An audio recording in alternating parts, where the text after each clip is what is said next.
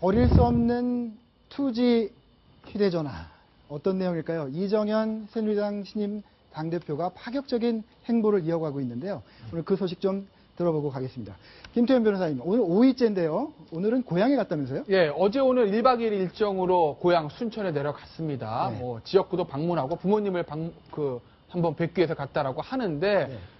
예전과 동일하게 회색 잠바와 배낭, 회색 점퍼를 입고 배낭을 메고 갔고요. 공항에서도 일반 승객과 같은 출구를 이용했다고 합니다. 네. 예전과 똑같이 지역 행사를 참석을 하고 지역 주민들과 막걸리를 마시고는 소통 행보를 했는데 예전과 달라진 점이 하나 있다고 합니다. 네. 예전에는 마을회관에서 잠을 잤는데 이번에는 곡성에 있는 부모님 댁에서 잠을 잤다고 합니다. 네. 그렇겠군요. 지금 굉장히 이제 수가 줄어든 018 번호를 쓰고요. 투지 휴대전화를 아직도 쓴다고 합니다. 왜 그렇죠? 이정현 신임 대표가 90년대 초반에 민자당에서 간사병, 즉 네. 말단 직원으로 정치를 시작했습니다. 네. 근데 018 투지폰이 나온 게 90년대 후반입니다. 그렇기 때문에 그때부터 지금까지 근 20년이 넘도록 같은 휴대폰을 계속 사용하고 있다는 건데 네. 이유는 아주 간단합니다. 예전부터 알고 있었던 분들, 또 지역에서 알고 있던 분들이 내가 전화번호를 바꾸면 연락이 안 될까 봐 그분들과의 소통 채널을 계속 열어놓기 위해서 나는 이 전화를 계속 쓴다라고 이정현 신임 대표는 얘기하고 있습니다. 네. 네. 취임 5일째를 맞은 이정현 대표. 네. 지금 홍보들 한번 영상으로 보겠습니다.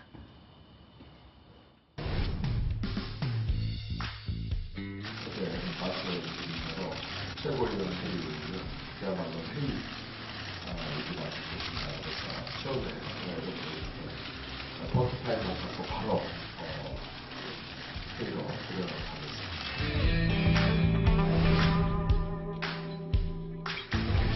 박근혜 대통령의 최고의 정책은 일관성이라고 봅니다.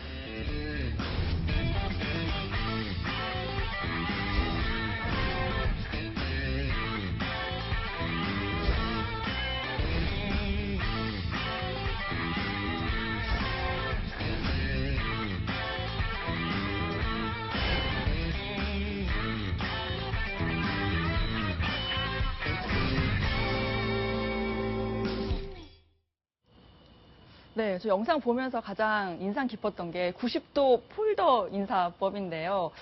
김무성 전 대표 인사법하고 좀 대조적인 것 같습니다. 저는 좀 개인 이정현하고 새누리당의 당대표로서의 이정현은 분명히 달라야 된다고 생각을 합니다. 네. 야당의 대표들을 만났을 때, 그러니까 개인적으로 친분이 있고 친한 거는 그거는 이렇게 자연스럽게 표현하는 건 좋은데, 예. 90도로 폴더형 인사라고 하잖아요. 그게, 그러니까 물론 김종인 대표가 연배도 훨씬 높고, 경륜도 훨씬 높고 하니까 존경심이라든가 아니면은 우리 잘해보자 여야가 그런 의미에서의 인사라 하더라도, 네. 수많은 새누리당 당원들이 봤을 땐 굳이 저래야 했을까라는 좀 비판을 받을 수 있다고 생각이 듭니다. 그래서 네. 개인 이정현의 이런 탈권위적이고 소탈한 모습, 그리고 정말 말이 무수저지 처음 시작에서는 정말 무시당하는 사무처 직원에서 당대표까지 올라간 상황에서 네. 좀 새로운 권위, 그래도 권위는 저는 가져야 된다고 생각을 하거든요. 새누리당 대표로서요. 네. 그거는 좀 잃지 않았으면 합니다. 네. 저렇게 섬기는 모습을 보여주려고 하는 거겠죠. 그렇죠. 섬기는 모습을 보여주려고 하는데 일각에서는 대통령을 저렇게 섬기지 않을까. 물론 여당의 대표이기 때문에 청와대하고 조율은 굉장히 긴밀하게 해야 되겠습니다만 너무 저렇게 90도 저자세로 대통령을 모시지 않을까 이런 우려도 있습니다. 어떠십니까? 황일도 의원. 예, 제가 이제 기사를 쓰던 시절에 청와대 관련해서 기사를 쓰면 청와대 이제 당시 홍보수석이었던 이제 이정현 대표께서 꼭 전화를 주시곤 하셨었는데, 말씀을 듣다 보면 드는 생각이, 이렇게 기사에 나온 여러 가지 팩트들이나 사실관계들을 파악을 해서 네. 이것들을 어떻게 반영할지, 혹은 사실관계가 이렇게 틀리다라고 이야기를 하고 싶어서 전화를 하신 게 아니라, 네. 내가 전화를 했다. 그리고 나는 당신을 설득하기 이렇게 애를 썼다. 네. 라는 걸 보여주기 위해서 전화를 했다라는 느낌을 많이 받았습니다. 그러니까 기자가 상대방이 무슨 말을 하는지는 별로 관심이 별로 많지 않으신 것 같고, 네. 본인이 하시고 싶은 말씀만 열심히 막 하고 이렇게 끊고 하셨거든요. 네. 그런 것들을 보면 앞으로 당대표로 일을 하시는 동안에도 같은 방식으로 일을 처리를 한다면, 다시 말씀드리면 일의 결과, 전후 관계를 따져서 정확한 결과를 내기보다는 일하는 것 자체에 너무 많은 무게를 두게 된다면, 네. 그러면 이제 여야 관계나 다양한 관계들을 풀어나가기가 쉽지 않겠다라는 생각이 들기도 합니다. 네.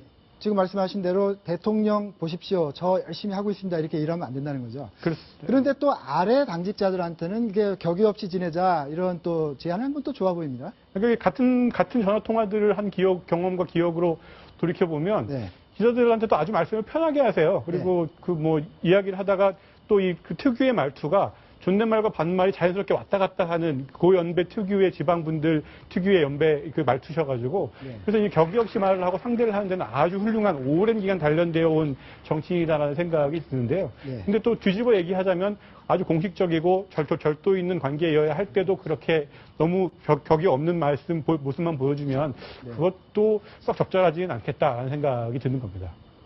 당직자들한테는 격의 없이 지내자고 하고, 근데 최고위원들은 또 말 못하게 하고요. 자기가 다 브리핑하고 그러면 최고위원들도 불만이 많겠는데요. 이제 그 새누리당의 최고위원회의를 그 전에 이제 봉숭아 학당이라고 조롱을 받았죠. 네. 다 그냥 그 기자들이 워낙 많이 몰려들어서 취재를 하니까 네. 그 한 가지 주제가 아니라 막 중구난방으로 이 사람이 얘기하고 저 사람은 저 얘기하고 그게 이제 모두 발언해서 그런 얘기를 하면서 봉숭아 학당이라는 조롱을 받기는 했지만 네. 이정현 신임 대표가 모두 발언 그런 거 하지 말고 그냥 바로 회의로 들어가자, 인사하고 바로 회의로 들어가자고 한 게 자칫 잘못하면 최고위원들이 당내에선 도저히 해결이 안 돼서 뭐 외부적으로라도 꼭 말을 하고 싶은 말들이 있을 수 있는데 그런 거를 사전에 막는 것이 아니냐, 네. 뭐 그런 우려도 있습니다. 네. 지금까지는 뭐 그런 우려가 나오지는 않았지만 네. 우려스러운 상황이 벌어지진 않았지만 네. 저는 근데 뭐 이제 이원 체제로 가는 거니까요. 대표 최고랑 최고위원들하고. 그런데 뭐 당 사무처에는 또 이렇게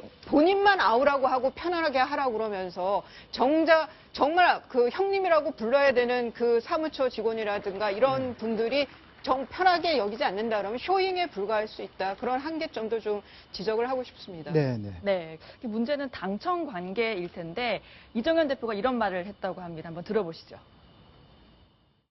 대통령과 맞서고 정부와 맞서는 것이 마치 정의이고 그게 다인 것처럼 하는 인식을 갖고 있다고 한다 그런다면 나는 그 여당 소속원으로서 자격이 없다고 생각합니다. 이정현 대표는 박 대통령의 복심으로 불리지 않습니까? 이 당청 관계가 도로 수직 관계로 돌아가는 아니냐 이런 우려가 나오고 있는데 어떻게 보십니까? 뭐 현실적으로 당청 관계로 수직적 관계로 가는 게 맞을 겁니다. 네. 좋게 표현하면 당청이 일원화되는 거고 나쁘게 표현하면 수직적 관계인데 이정현 대표가 아시다시피 박근혜 대통령의 복심이고 또 비서 출신이고 청와대 홍보수석, 정무수석을 지냈던 사람이기 때문에 이런 사람이 갑자기 당대표가 됐다고 나와서 박근혜 대통령 만나가지고 눈 동그랗게 뜨고 직언할 수 있겠습니까? 사실은 그걸 기대하는 게 무리죠. 그렇기 때문에 당청 관계는 어찌됐든지 간에 하나 일원화가 될 것이고 수직적 관계, 일원화. 긍정적 측면과 부정적 측면에 다 상존하는 건데 이걸 어떻게 운영하느냐는 것은 그야말로 박근혜 대통령과 이정현 대표의 정치력이겠죠. 네, 새누리당의 당대표가 새로 선출이 돼서 이제 또 새로운 역사들이 쓰여질 텐데요. 미국 정치처럼 좀 좋은 정치를 했으면 좋겠습니다.